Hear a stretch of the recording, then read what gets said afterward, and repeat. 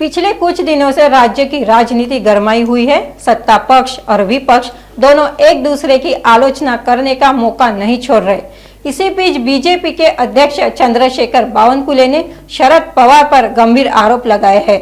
नागपुर में पत्रकारों से बात करते हुए बावनकुले ने कहा कि शरद पवार चुनाव के सामने दंगा कराने की भाषा बोल रहे, यह ठीक नहीं। साथ ही उन्होंने मराठा आरक्षण पर विपक्ष की भूमिका पर भी तीखी टिप्पणी की। ज्या भागात नुकसान झालं आहे त्या भागामध्ये शेतीचं असो की घराची पडझड असो,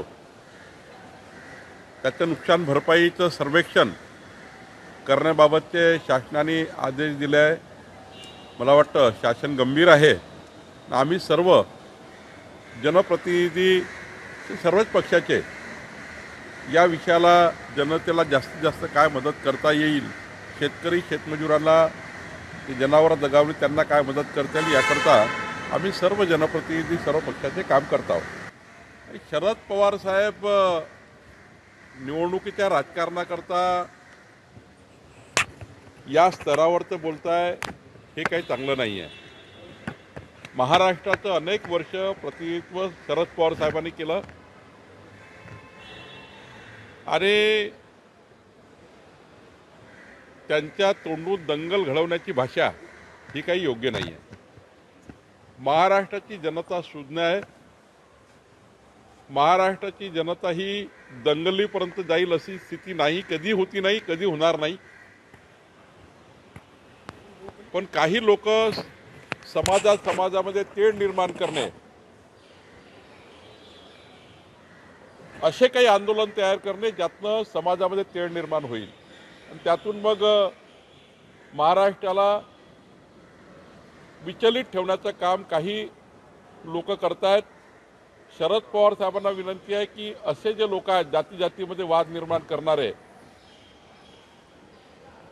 यामध्ये जरा त्यांनी पुढाकार घ्यावा।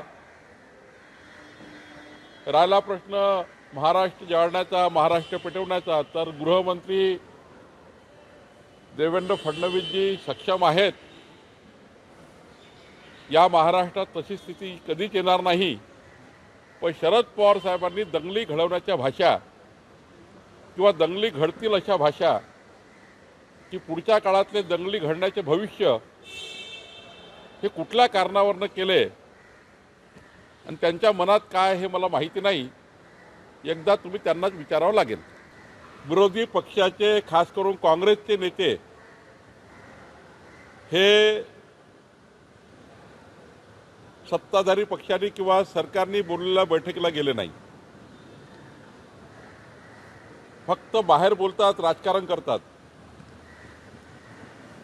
काँग्रेस पार्टीची भूमिका कधीही सामाजिक आरक्षण योग्य पद्धतीने हाताळावं अशी नव्हती।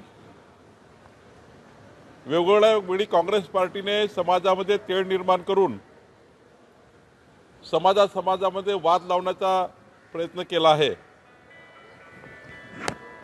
महामानव डॉक्टर बाबासाहेब आंबेडकर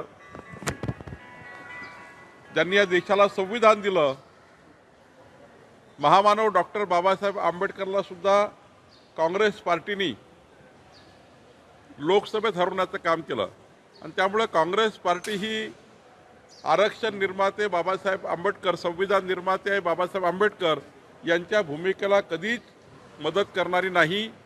काँग्रेस पार्टी समाजामध्ये वाद निर्माण करून आरक्षणाचा प्रश्न अनेक वर्षापासून धगधगत ठेवत आहे आणि जे काही प्रश्न या देशामध्ये आणि महाराष्ट्रात उभे झाले आहे आरक्षणासंबंधात, हे काँग्रेस पार्टीचे सरकार जबाबदार राहिले आणि काँग्रेस पार्टी जबाबदार राहिले आहेत।